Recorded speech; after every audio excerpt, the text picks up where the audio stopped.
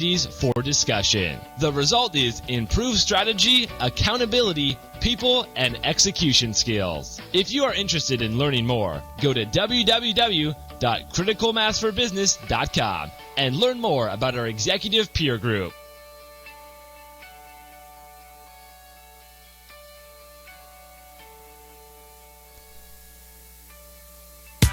When it comes to pioneers in their respective industries, we all know the Apples, Starbucks, and Trader Joe's of the world.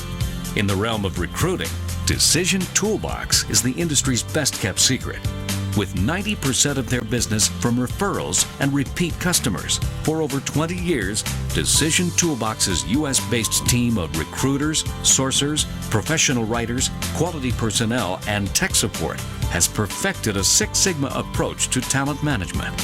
No matter the size of the project, Decision Toolbox delivers incredible results. A cost per hire less than half of what contingency firms charge, with the winning candidate presented in an average of 14 days, all with a 12-month candidate warranty.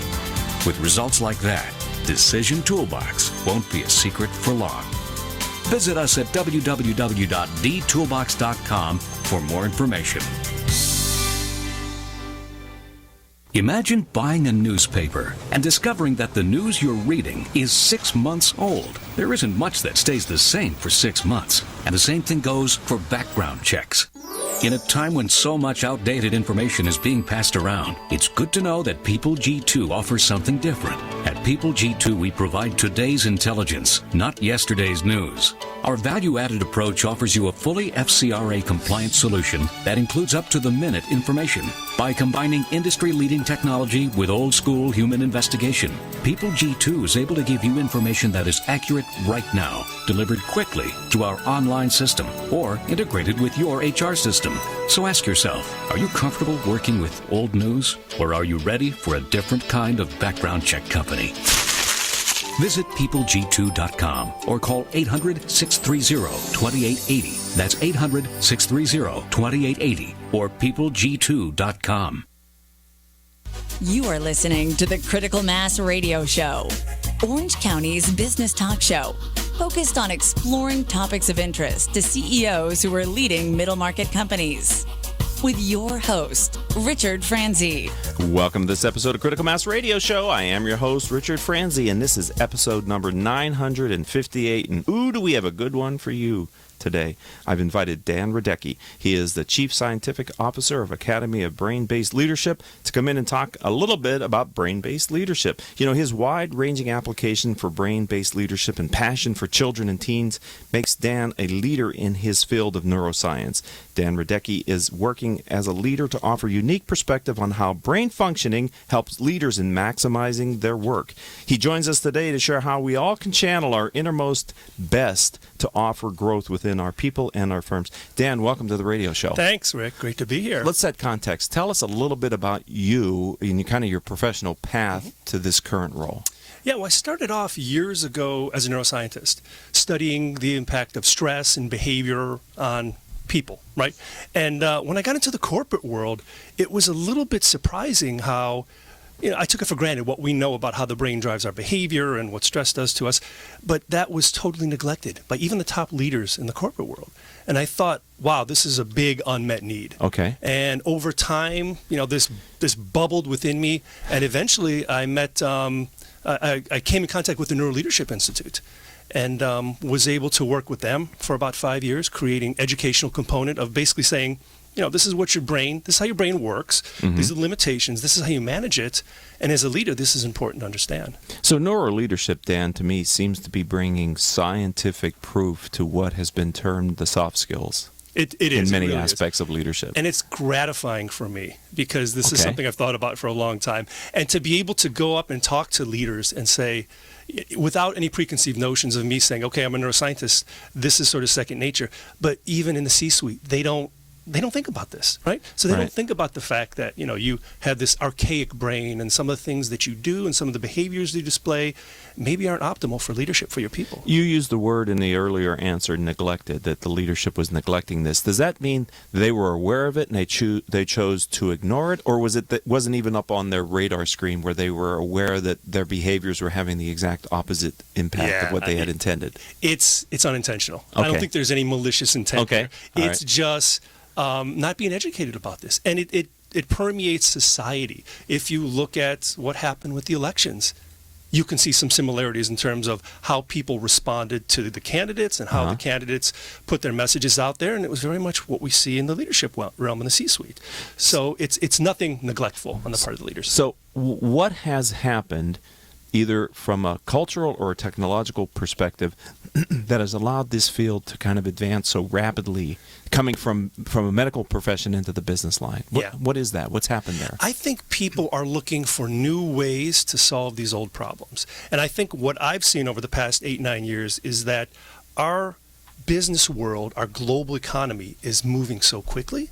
And we now have access to data and people 24/7, and there's a lot of pressure. There's a lot of pressure to do things quicker and smarter. So people are now open to, I know the phrase emotional intelligence is it's overused, right? But people are open to this now because we're starting to be able to show, hey, here's some actual MRI pictures of what happens when you're emotionally intelligent or when you're mindful. So you're saying you can bring in scientific proof? This is the key. This is the key, because I know it's funny, but we're a skeptical society, right? Yeah, especially in this area. It is, definitely. And if you can go to a leader, if you can go to the C-suite and say, here's a peer-reviewed article saying that if you are more emotionally intelligent, your people are going to perform better, well, then they're going to listen. Whereas in the past, they'd say, the word emotion doesn't belong in business. I don't want to hear about it. Right. Tell them to suck it up. It's me being me. I mean, there are so many bad habits that leaders were allowed to have because they were the boss. Yeah, exactly. And the problem with that is they use that as an excuse for getting where they got. When, in fact, they might have got there in spite of these habits. They could have achieved more things if they would have realized what they were doing wrong. See, a lot of my audience, I specifically programmed this show for CEOs and leaders of companies with $5 to $100 million, because I find they have very complex businesses, but many times they don't have the rich resources that their larger competitors have. And so this type of information to help them, it really can make a difference, because in many of those organizations, they have a personal relationship with most of the people that work for them. And it's funny you mentioned that, because we started this Academy of Brain-Based Leadership less than 2 years ago, and we've had overwhelming response for people coming to us wanting answers, right? And most of them have been these mid-sized companies because of exactly what you're saying. Yeah, so they can influence the entire organization rather than they can see segment, a pocket of it. Yeah. Do you see in the work that you're doing with these leaders that a change in behavior gets a change in response? We see that as long as the change in behavior. What seems to be the differentiating factor is if that change in behavior isn't just something you tell them to do. If they come to this own conclusion or this insight, the leader, if they have this insight themselves, if you educate them and then they come to the conclusion themselves, that behavior is going to be cemented in, and it's going to change, it's going to last, as opposed to the old way we're saying, here, it's your performance review, here's your development plan, do this. That doesn't work. Right. Do you find that any segment of the population comes to this more readily than another, a younger demographic, a gender thing? I mean, is there any science behind that? There seems to be a difference with the generations now. Okay. With the millennials, they're very much more passionate about their work. They're not about the pay or the benefits necessarily. They're about the purpose. It seems that the baby boomers and to some extent Gen X is a little bit different than that. And so whereas the older generations had a different motivating factor and they were the old school and it was about hard work and about putting in the hours, the millennials are a little bit different now. So we actually see the difference, the challenges within big organizations when you have the millennials coming up and starting to be leaders. They love this. They love the neuroscience. Okay. Yeah, and many times they're leading other millennials or maybe Exactly. Gen Ys. Or, Gen Y. Yeah, okay. We're talking with Dan Radecki, and he's the Chief Scientific Officer for the Academy of Brain-Based Leadership. One more question, then we're going to take a break, and then we'll come back and we'll continue the conversation for a while more here on Critical Mass Radio Show. Okay, I got about 2 minutes. So we got about 2 minutes. I got a 2-minute question for you. And you got a 2-minute answer in there? I guess so. Okay, let's hope so, right? If not, we'll carry it over to the next segment. When you are showing leaders the fact that some of their natural tendencies are counterproductive, is there one in particular tendency or one like easy low-hanging fruit that you say, universally, if you just stop doing this, you're going to see a gain in how people respond to you? Yes, I think the biggest one that we found, well, first of all, so you don't get this response from them which is defensive, which is saying, "Oh, I did it wrong the whole time." Is that we have this saying that it's not you, it's your brain, okay? Because your brain is going to dictate this. It's not you personally. That's liberating. Yeah, it is, right. and it helps. It just helps people to distance themselves from the situation. Right. I am not only my brain. My brain is just a part of me, like my heart is. Right. Exactly. Okay. Exactly. And I think one of the things that we've seen that seems to be the low-hanging fruit is this mentality, particularly from the older leaders and the C-suite, of putting in the hours and the multitasking, where, in fact, this was interesting. When I first put job descriptions together for a former company, multitasking was considered something that was favorable. You had to be able to multitask. And that is carried forward. And then in the way that we now know stress impacts the brain and impacts performance, this multitasking and not having a work-life balance, it's become a big issue. Really? Particularly since we have, like I said, access to phones and internet and everything 24/7. Can a human truly multitask? You can't do it in the sense that we want to, where you're doing two high-level things at the same time. Okay, we're not like a computer that can truly process two separate. I wish we were. You can chew gum and think at the same time, but one of those is done non-consciously. Right. So trying to put two high-level things in the conscious at the same time just doesn't work. Okay. You get diminishing returns. Okay. So, as you can see, ladies and gentlemen, we can go in a lot of different areas with this gentleman, and I am really just picking at my own personal curiosities and what I think you might be most interested in. Don't go anywhere. We're going to take a very short commercial break. It's one little commercial for me. It's like 60 seconds. So if you're listening to us on the live stream here on octalkradio.net, don't go anywhere. And if you're listening to us on iTunes or Stitcher or one of the other podcasting services, you don't really even have to hit the skip button because we're going to be back that quickly. And when we come back, we're going to continue this conversation about neuro-leadership with Dan Radecki. Be right back after this word for me. If you are an Orange County business executive, this message is for you. Do you ever feel isolated with no place to turn for advice or feedback? Who holds you accountable to your commitments in your company? Where do you find the right resources to help you and your company grow? If you have these questions, then Critical Mass for Business might be the answer for you. Critical Mass for Business is committed to helping you make better decisions. These are groups of peers running businesses just like you, providing a great sounding board to test ideas and concepts, review plans and goals, and present issues and opportunities for discussion. The result is improved strategy, accountability, people, and execution skills. If you are interested in learning more, go to www.criticalmassforbusiness.com and learn more about our executive peer group.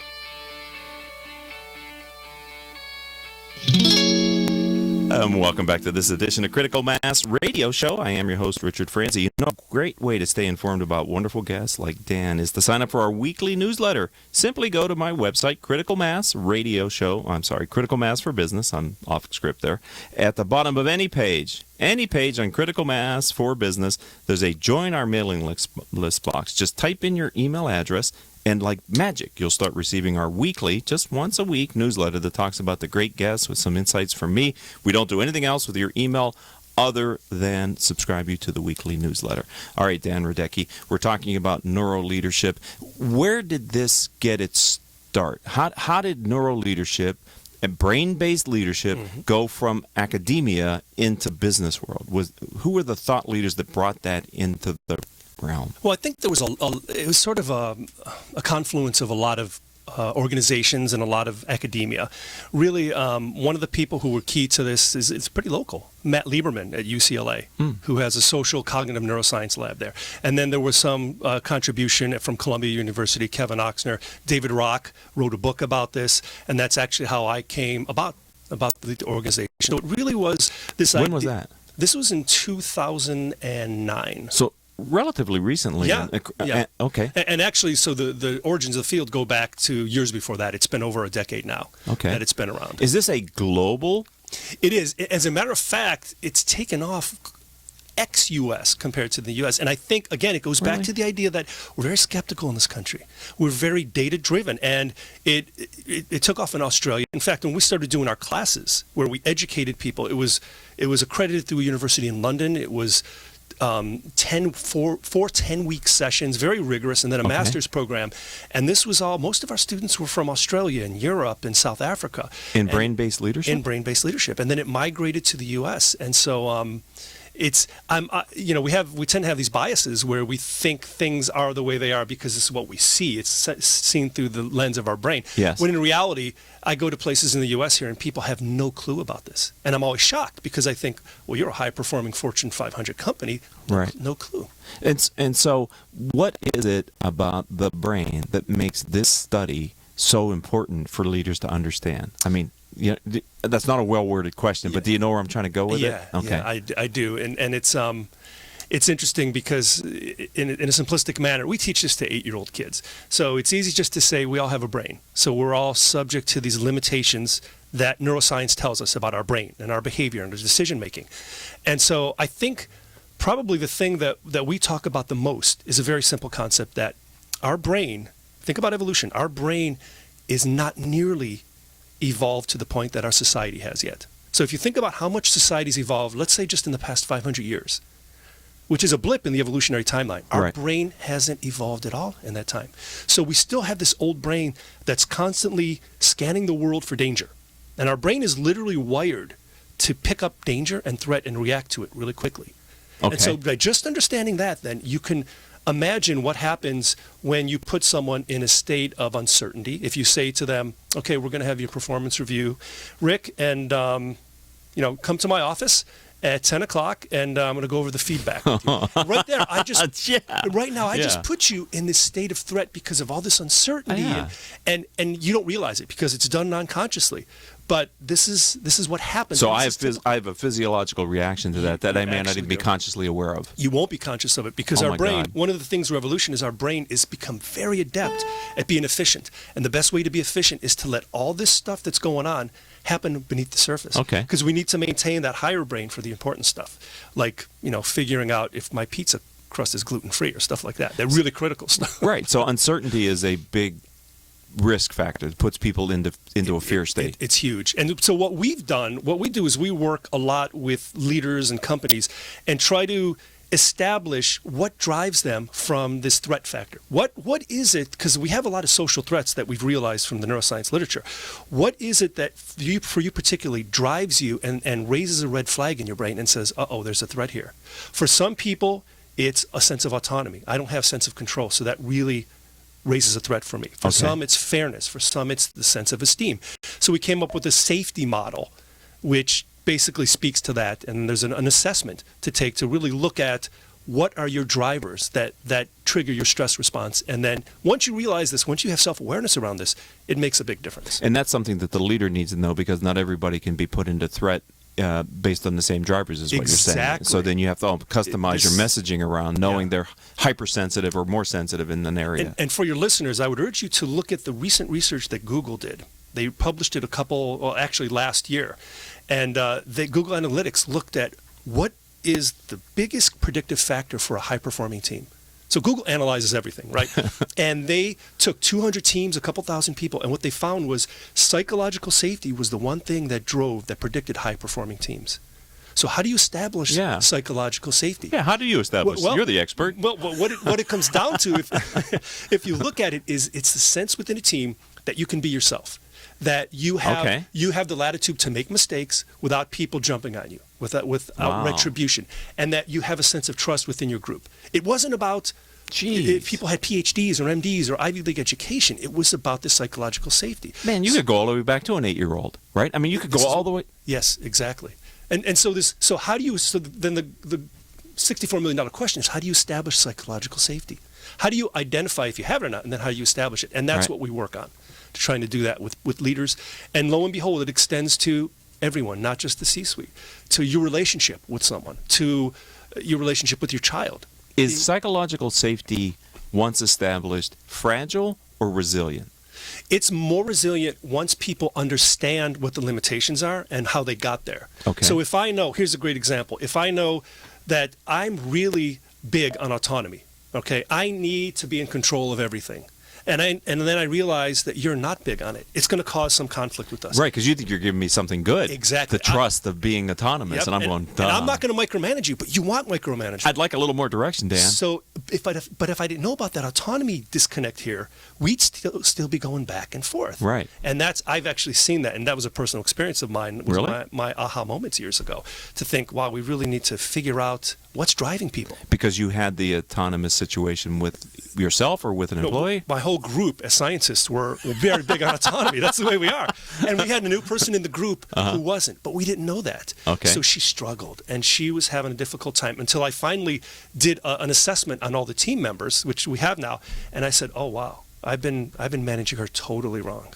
And So is this assessment accessible to yeah, the, it's an to the online audience? assessment that Okay. we've completed and validated, and so that's one of the tools that we use to be able to help diagnose what your drivers are and then to do something about it, which is the important part. Okay, so I'm going to ask for like a website from you here in a couple minutes.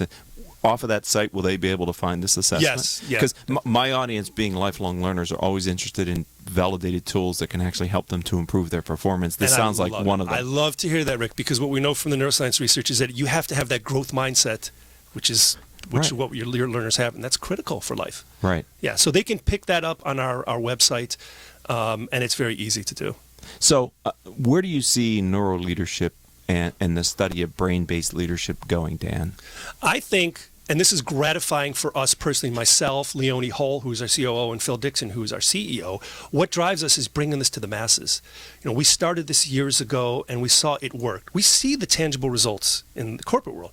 But now people are coming to us, like I said, and we're, for the first time, with a colleague of mine, Jennifer McCusker, we're going to start a brain-based camp for kids next summer. Wow. Because our idea is, I think the future is, yeah, we're building better leaders now who are leaders. But what if we could get at the next generation Yes. at a young age? Yes. And so here's a crazy thought. What if, as a byproduct of teaching them better leadership, they become better people, better society, less bias, things like that? Wow. So That's a noble goal. It's a pretty lofty goal, but we're hoping that this is something that comes to fruition at some point. It is interesting because the brain is, as far as I know, layman's terms, the only organ we have that talks to us, right? Yes. I mean, we say you got to listen to my gut or my heart, whatever, but actually that dialogue, and it sounds like that dialogue needs to have some level of education and interpretation put into it, because we're really not maybe even speaking to ourselves correctly, because we don't understand how the brain is working. Yeah, we're on automatic pilot a lot. And that's from evolution, that's good. We need Right. to be an automatic pilot. Once you realize how much you're on automatic pilot, you can start to question some of your biases, and you can start to move the needle in terms of improving the way your brain functions. One of the things that I believe I've learned previously in this field is that the human condition can be put into threat a lot faster than reward. Oh, yeah. And it takes a lot longer to come out of threat than the sense of reward lasts. It's estimated there's about 5 times as many networks in the brain that deal with threat than deal with reward. Wow. So yeah, we are so you think hardwired about, for this. we're hardwired, and it makes sense from evolution. Right. Because if you didn't assume that noise in the bushes was a saber-toothed tiger, Yes. and you just were laissez-faire about it and said, "Oh, it's birds," and you got eaten, you didn't pass on your gene pool. So it's why. But the crazy thing is, we don't need that these days, right? As we much. don't need that. We don't live moment to moment worried about our survival, but our brain doesn't know that, so it still reacts the same way. So until a couple million years from now, when our brain evolves to match society, Is that how long it's going to take? Probably. Wow. Probably. When we talk evolutionary changes, we're talking tens of thousands of years. Okay. So, yeah. But neuroleadership can help you compensate for that in the meantime. That's what we're trying to do. It's a stopgap. It's a Band-Aid. Right. Because we're stuck with this brain, so let's figure out a way to manage it better. Right.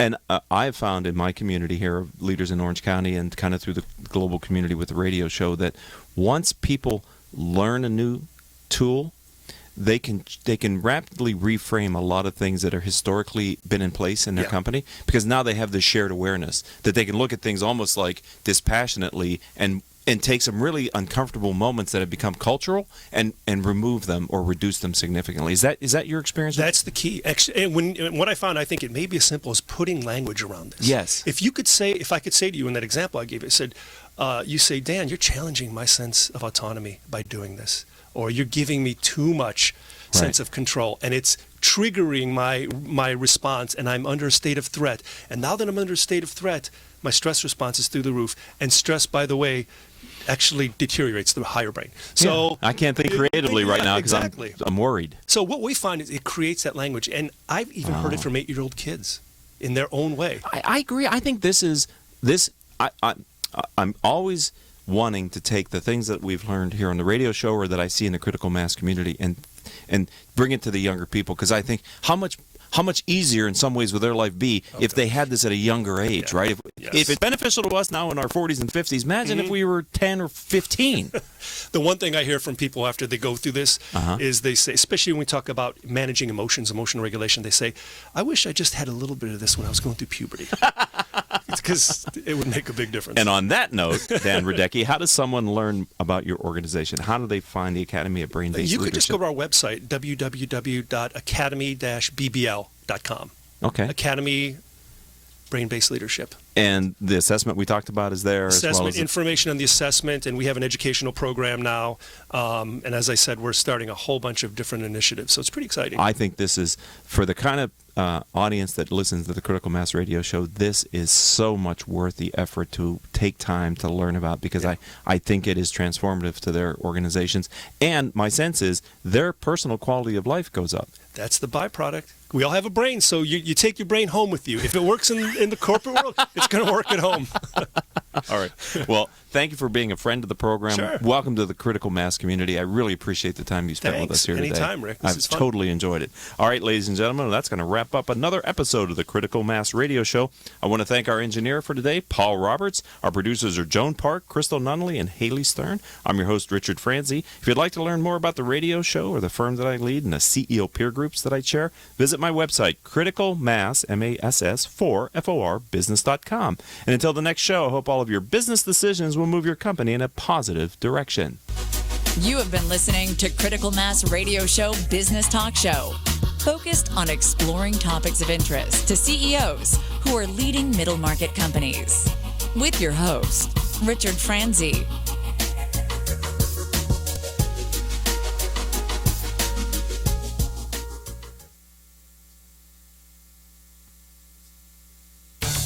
Wow.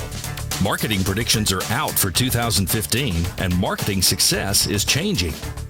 Did you know that Google is now actively tracking your business and personal brand and online reputation? Online and offline marketing has changed. Google is driving more than 85% of your traffic. And if your brand is inconsistent or has poor mobile usability, your rankings and traffic can suffer in 2015. To learn how your business is currently viewed and what can be done to improve your brand's visibility and authority, contact SunUp Group for a free marketing analysis. It could be a business game changer.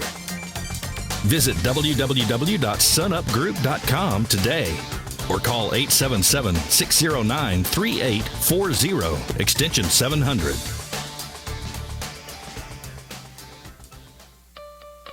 If you are an Orange County business executive, this message is for you. Do you ever feel isolated with no place to turn for advice or feedback? Who holds you accountable to your commitments in your company? Where do you find the right resources to help you and your company grow? If you have these questions, then Critical Mass for Business might be the answer for you. Critical Mass for Business is committed to helping you make better decisions. These are groups of peers running businesses just like you, providing a great sounding board to test ideas and concepts, review plans and goals, and present issues and opportunities for discussion. The result is improved strategy, accountability, people, and execution skills. If you are interested in learning more, go to www.criticalmassforbusiness.com and learn more about our executive peer group.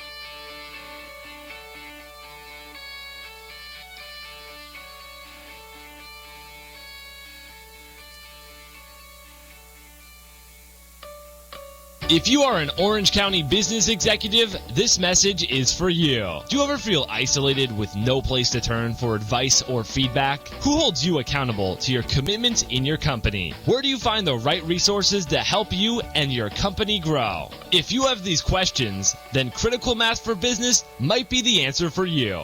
Critical Mass for Business is committed to helping you make better decisions. These are groups of peers running businesses just like you, providing a great sounding board to test ideas and concepts, review plans and goals, and present issues and opportunities for discussion. The result is improved strategy, accountability, people, and execution skills. If you are interested in learning more, go to www.criticalmassforbusiness.com and learn more about our executive peer group.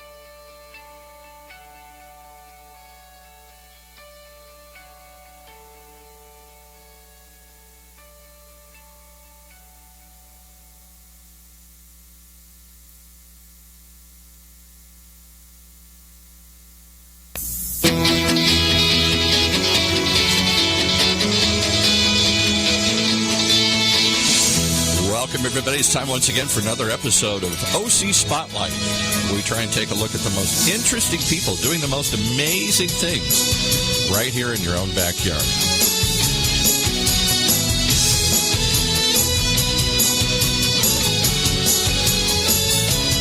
And this week is no exception. We have back with us, well, I'll let him introduce himself here. So I will, because every time I tried to pronounce his name last time, I think I butchered it badly here. So welcome to OC Spotlight, and give us your title and who you are here. Yeah, thank you. I'm Normand Latourelle. I'm the creator of Cavalia Odysseo. And you've had quite a pedigree. You were involved for a long time, as we talked the last time about with Cirque du Soleil, right? You were one of the people involved in that creation way back when. Yeah, I'm one of the three guys who started it. Actually, I brought Cirque du Soleil in the LA area in 1987. There you go. Quite a long time. And obviously, people are all scratching their heads saying, "Gee, this guy sounds French." You're actually French Canadian, right? Yeah, I'm from Montreal, a small community out there, speak French, yeah.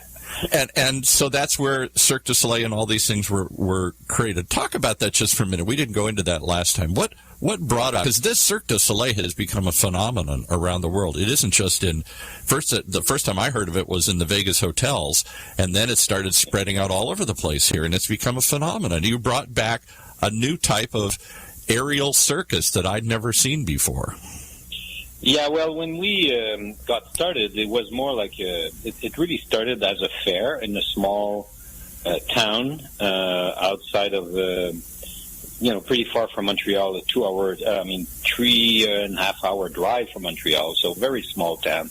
And it was a fair where we invited a lot of street performers. Right. It was a small festival. And from there was a project to celebrate the 450th birthday of discovery of North America by Jacques Cartier, which is a French. Right. Came at first, he was just after they discovered the south part of America, but none of what part of America was discovered by French anyway. Right. So the province of Quebec, where we live, wanted to celebrate the discovery of Canada by Jacques Cartier and asked for a project, and this bunch of street performers decided to offer the opportunity of doing a tour, that was 1984, across the province of Quebec in 13 different cities during the summer.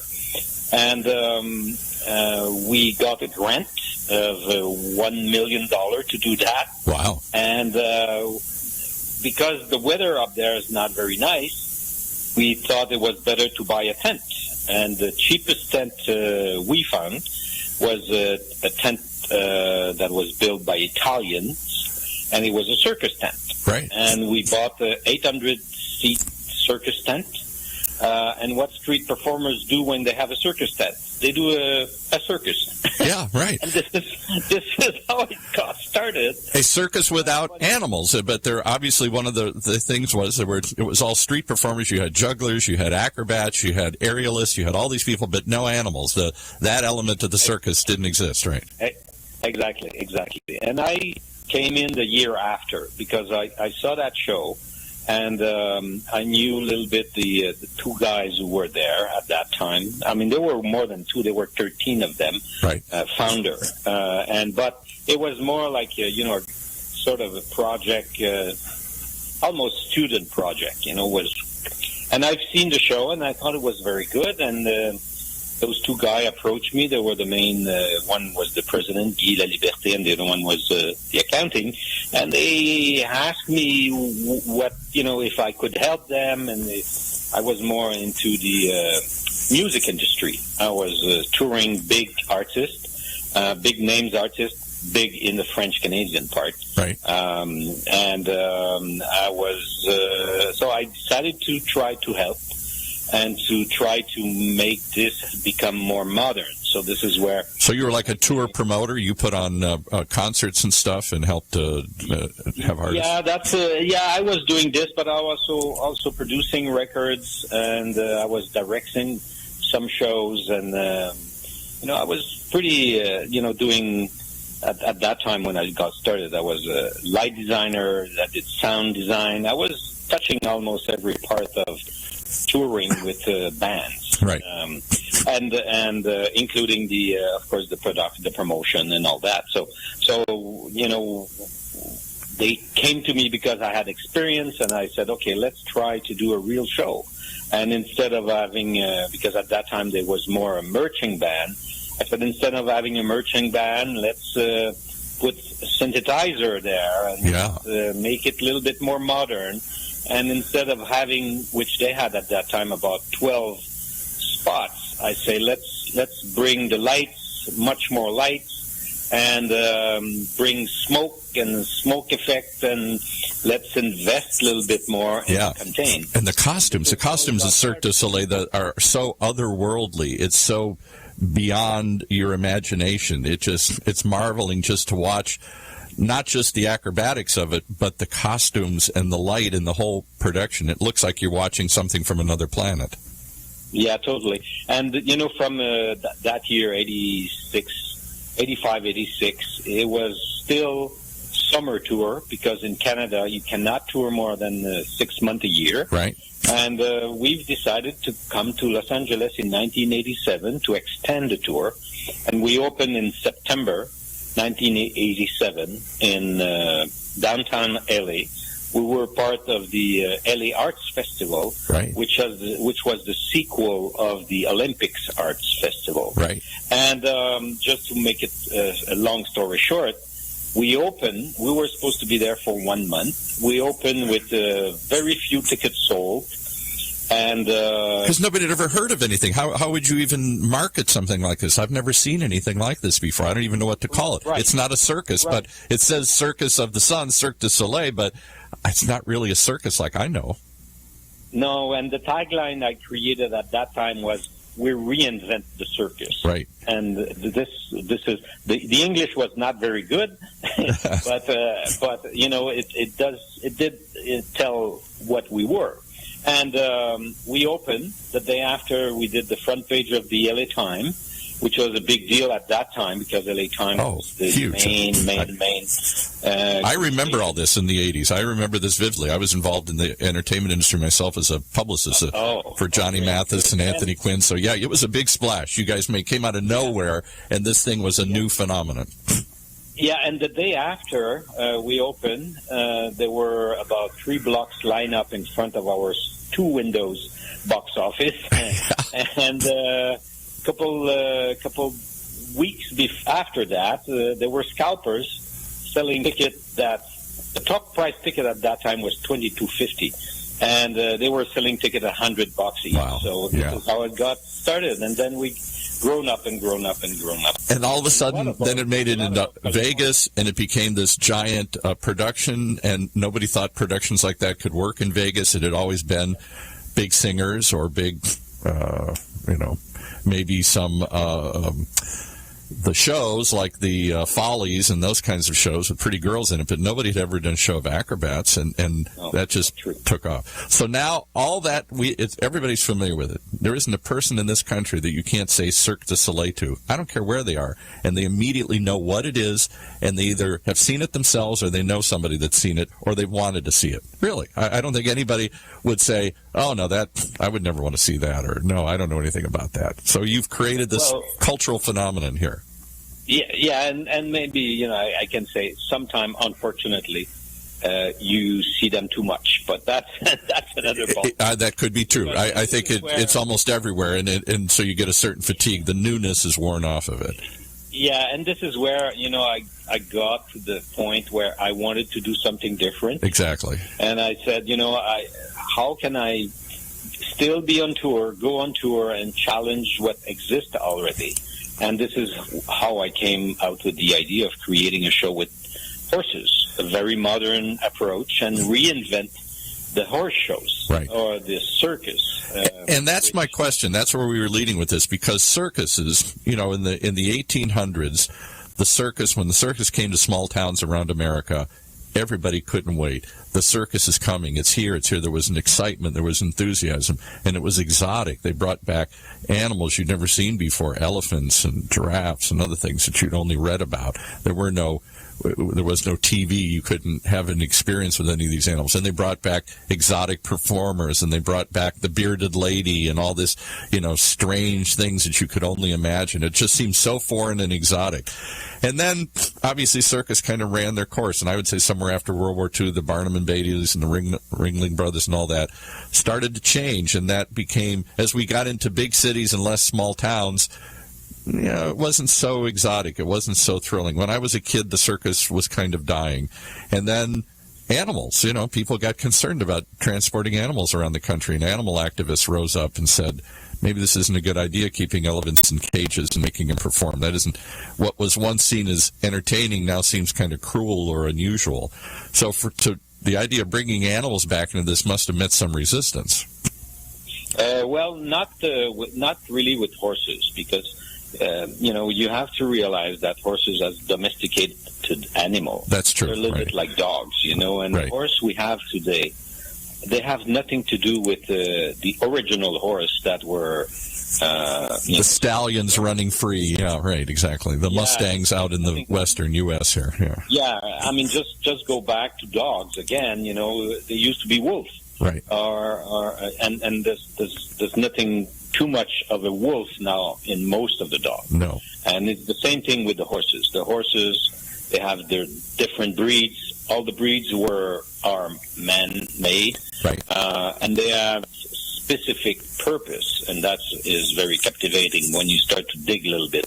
Like, the American Quarter Horse is a mix of Spanish horse and Mustang, because Spanish horse were left over by Spanish when they came to Mexico. Exactly. And those horses became wild and mingled with the Mustang that were more native, right? Horses. And even those Mustang, there's some trace that we realized that they were from Asia, and they crossed from the North Pole, probably coming to North America. And so these animals do have certain instincts that they want to do things. I was always struck when you watch another category you don't think of as working dogs. I'm Irish, so I go to these Irish fairs, and they bring out these sheep herders and sheep dogs and stuff, and they say, even, it isn't cruel. They want to do this. They've been bred to do this. They like doing this. If you just set them around, they'll do it naturally. Yeah, and horses have been with man even longer than dogs, because horses, if you look back of the history of humanity, for 5,000 years, there was a horse next to a man, or a donkey, or a pony to help him to, go throughout more territory, to go throughout the work. Your part. Not so long ago, my grandfather, he had a horse, and he was his best partner because he was lumberjack, and he was cutting woods, and he needed a horse to take the wood out of the forest. Right. And he had big draft horse, and this is how we developed North America. You couldn't cross the country without a horse. You know, Absolutely. Nobody. You know, we discover the West from the East. Yeah. Horses. That's what we did. And that relationship is what's so interesting to me and was so beautiful when I watched your last performance, because I couldn't imagine. You talked about the beauty of that interaction between humans and horses. And I'm not a horse rider. I've never owned a horse. I've only ever been on a horse maybe once in my life, and I was scared as a kid. But when you do talk to people that have horses or still ride horses or still work with horses, there is a beautiful relationship. It's kind of like The Horse Whisperer, that movie with Robert Redford, where they really do connect on another way. We've had people come in from the Shea Riding Academy here in Orange County, and it's a wealthy group of homeowners or horse owners who donate their horses to ride with autistic children or blind children. And they say what that brings out of them is amazing. There is almost I don't want to sound too spacey, but it almost is a connection. There's some kind of connection between man and horse that unless you really experience it, it's hard to imagine. And horses kept that instinct, the instinct of nature, which most of us now are living in or near cities, right? And we're surrounded by asphalt cars, and we try and I'm looking out of our office tower, and we try and put some trees around to make it feel like nature, the urban forest as they call it now. But it is still, right. It's right. But the horse, what they're looking for is grass, and what they like is to eat grass and to not be afraid by anything surrounding them. So they're peaceful animal, and they're very noble also. And yes. Why we say horse is noble? Because they never look after a fight. Because the way to survive in nature is to escape. It's not to fight. Because if they are surrounded by predator, that have been said. When they realize they found their comfort with the man who trained them or who works with them, protects them, feeds them, everything here. Exactly. And they give you 10 times more than what you ask them. And when you watch the show Odysseo, about half of the show, the horse are free, I would say. Right. When I say free is they have no bridle, no saddle, no lounge, nothing. And they just come to play between each other and also to play with the performers. And they're not afraid of human because they're not threatened by us, and we don't hit them, and we train them. We don't kill and eat them. We're not predators here. Yeah, we're not. Right. But also it's very important in the training aspect, and people who don't know horses don't know how much the tools you use can become weapons. I'm talking about bits that can be very tough on the mouth. We don't have that. I'm talking about whips that can be very, very painful, sharp. Yeah, right. Yeah, and spurs. We don't have spurs in our show. Right. So everything is done gently, and that's what make Cavalia and Odysseo so successful, because the horse people see that, they are impressed by that. And the non-horsey people, they look at the show and they see happy horses. Yes. And this is overwhelmingly happy. My wife is a real, I think we both are, but she's a real animal advocate, a real animal activist.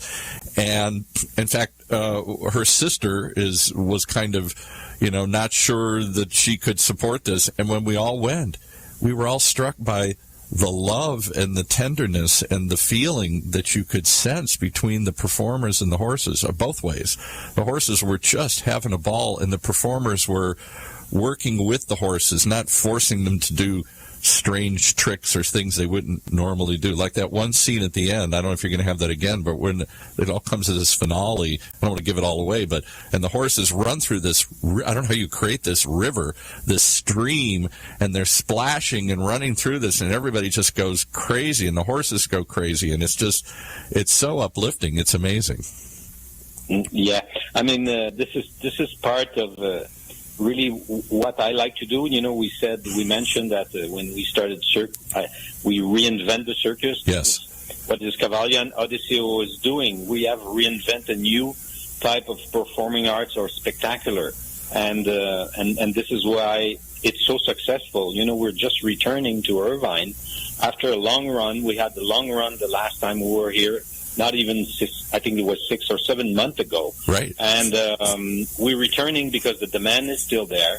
And we have broken records of ticket sale here in Orange County for a show that ever came here that long. And we're just returning, and the tickets are still selling. So this show is not addressed to only to the one who know horses. It's right. addressed to anyone who wants to have or wants to look at the best show ever. It's a magical experience. I can only tell you. I didn't know what to expect. I thought of it would be, I knew there'd be acrobatics and aerialists and things like you saw in Cirque du Soleil, but the interplay with the horses, because I'm not a horse person, I don't own horses. Most people here don't own horses, and you know, this is not a rural county anymore here. This isn't filled with farms like it once was, and there are riding stables, and it's generally affluent people that can afford horses or have horse trails through their homes. But most of us, no. Horses are just something we sort of we know of from the past. We know our grandfather had a horse, and we know that somebody on a farm once had a horse. We know there's a connection between horses and humans, just like there are between humans and dogs. And there is a connection there that until you see it, until you bring that out in beauty, I can only tell you, having seen it myself now, it is hard to explain, but it's Cirque du Soleil with horses added into the mix as equal performers, and it's about that interplay between the humans and the horses that is so beautiful to watch it develop and to finally explode in the end as everybody's racing through the water and doing all this. And it's amazing, really amazing. Yeah, and then what is also great about looking at this show is because some part we have a lot of acrobatic and the acrobatic, because of my background, you know, I kind of push what we can do in terms of acrobatics. So we have guys on stilts and there's one part of the show that you've seen that is kind of a competition, right? Jumping higher, yes, human horses, and the guy on stilts, and this is just fun to watch, and you can see everyone enjoy on stage how they do it. And then you have a sort of I call it the angels flying. Yes, it's a kind of a tissue act where the riders are pulling it's like a toy for kids, but it's four aerialists that are in there, and it's just absolutely pure beauty because you see all those 4 white horses, the riders with beautiful costume, and those girls in the tissue with the white angel, like they look like angels. Yes. It just bring another level of acrobatic. And I think that's the word. It is another level. It reminded me, as I've seen some Cirque du Soleil productions, and they're always mesmerizing and they're always amazing, but the horses add an emotional connection that isn't there. My only critique of Cirque du Soleil is the performers they don't seem human. They seem alien, like the costumes and the exaggerated moves they make and everything makes them. So it's amazing, it's mesmerizing, but I don't feel the emotional connection. The emotional connection between the humans and the horses is tangible. You can feel it. Yeah. You can see it. The formula is very simple, and it comes from the horse because you have artists who spend 10, 12 hours a day with their horse. Right. Like every rider spend a lot of time with their horse. It shows, yeah. We by choice, and it's very easy to understand. We choose not to put heavy makeups. Like in Cirque, they have mask or makeup. Yes, right. You cannot recognize an artist coming out after his performance. Where in Cavalia, we need the horse to recognize who they're dealing with. Yes. Not only to hear the voice. Oh, interesting. But to Yeah. recognize their face. Right. And that's why we see just real people, not. And maybe that's what it is. There's an emotional element to it that I never saw in Cirque du Soleil. Trust me, I'm not trying to put Cirque du Soleil down in any way, shape, or form. It's an amazing experience. It is mesmerizing. It is amazing. You sit there with your mouth open and go, I can't believe I've never seen anything like this, and you can't take your eyes off it. But there's an emotional connection that I didn't expect that comes out of your show because of the horses. Yeah, we've been doing. We're over 1,200 show with Odysseo now, and I never saw one show that all the audience would not stand up. Yeah. And this is very unique. I've seen other shows, even the best. We have Bad Night. Yeah, sure. There's a flat performance or whatever, but with Odysseo, audience are always stand up because it's the horses. The horses, I'm sure, bring it every time. The horses don't have the same probably emotional ups and downs. They're maybe I'm oversimplifying, but they're simpler creatures. They just enjoy what they're doing, and it comes out. They're having fun doing it. It clearly isn't a drudgery for them to do this. It might be a drudgery for the performers. Oh my goodness, I have a cold and I'm doing this. I'm tired and I've done this 12 times in a row here. How do I put on a happy face and do this? But when the horses get into it, everybody gets into it. So it is an amazing show. I congratulate you. I really was scratching my head when you were here last time saying, how is this going to work? Why is this going to work? And it did. And everything you said is true. Everybody I know that went to it was amazed. People can't wait to see it again. Is this the same show they saw before? Are there changes to it? And if not, when will we see a revised show? Well, no, there's no change. Very little. Nothing that you can... notice right away, yeah. Notice, yeah. I always make change, but they're very subtle. And, this is the one and last time you can see this show in this area. So, will there be a revival? Just as there are now maybe too many Cirque du Soleils, will we see other touring companies created with the same kind of theme? Will there be future shows that have the same idea? Yeah, well, not from me, because I think I've been as far as I could go with the quality of this show. I don't see how I can beat this one, tell you the truth. And oh, sure. Come on. You by saying it, yeah.